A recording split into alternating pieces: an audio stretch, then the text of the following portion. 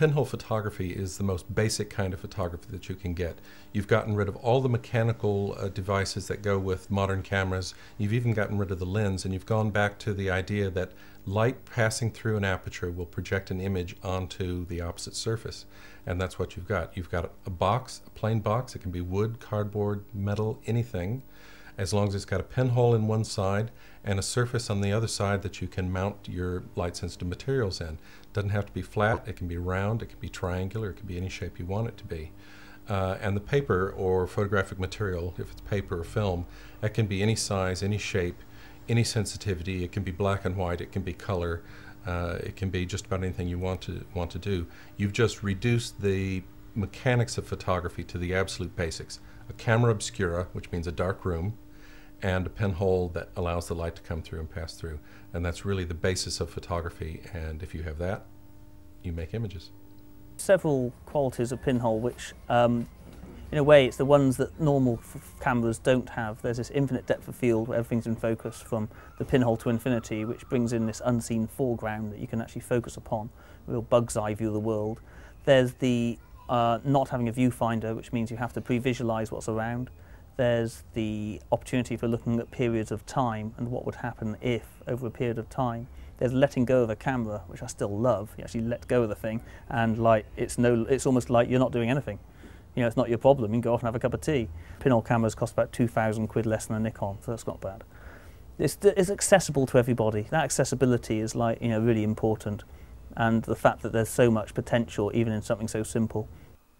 I like to see pinhole photographs as a piece of video compressed into one frame. When you set up a pinhole camera with an exposure of, let's say, 20 minutes, it is as if you're filming something happening for 20 minutes. Then the result is one image, but it is really a movie. And I think that when a viewer engages with the photograph, the engagement is very much of like watching a movie. It's a movie made of one frame. But with a pinhole camera, that quality is grossly exaggerated, because if something is moving in your composition during the exposure, you will actually see it. You will see the traces of moving bodies, cars.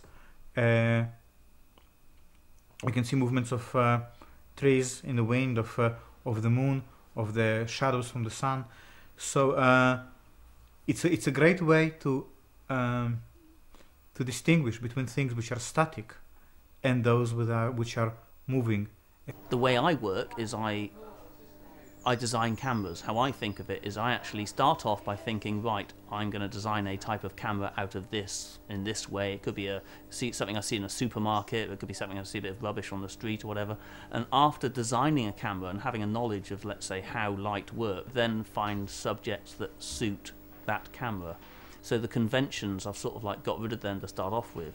And then I'm going into things in a new way, in sort of being able to see things, pre-visualize stuff. And that pre-visualizing, not having a viewfinder, I think is a really important part of pinhole photography. You've got to have an idea and develop an idea, design an idea of how things will look if, or what things might look like if. I find it a very painterly tool, and I'm very interested in, obviously photography is about light, but somehow with the pinhole camera, to me it's like painting with light. I'm not somebody who's particularly interested in the craft of building my own camera. It is a tool for me to get a certain kind of effect. It was in Africa when I was working for Oxfam that I took an anti-malaria pill, which in fact I was very seriously ill because I took it, and it made me rethink the kind of photographs I wanted to take. My picture, which is about a different reality of time to what we see, is also photographing somebody who's so absorbed in their activity that they're also transcending, inverted commas, the normal perception of time. In the same way, I also experienced different perceptions of colour, and one of the reasons that my colour is quite heightened is that I've seen colour in that way, so that colour changes through the state of your mind. And there's a lovely quote by William Blake where he actually talks about the fact that if we were to see how, inverted commas, reality is, it would be too unbearable. And in fact, colour is so much more luminous, but the mind has actually deadened it down in order for, through sort of evolution, in order for us to actually cope with what we see. Camera or pinhole imaging has been around for 3,000 years, and the thing is, it's not going to go away as long as light travels in a straight line. Pinhole keeps coming back and then going away and coming back. I think that it's a reaction against the mechanization of photography. Right now we're all very excited about working with digital photography because it's fairly new, but a few years from now we may find that that's really boring and go back to using pinhole cameras. It's also very possible in the future to make pinhole digital. It's always going to be there. People can't get away from it as long as the sun shines.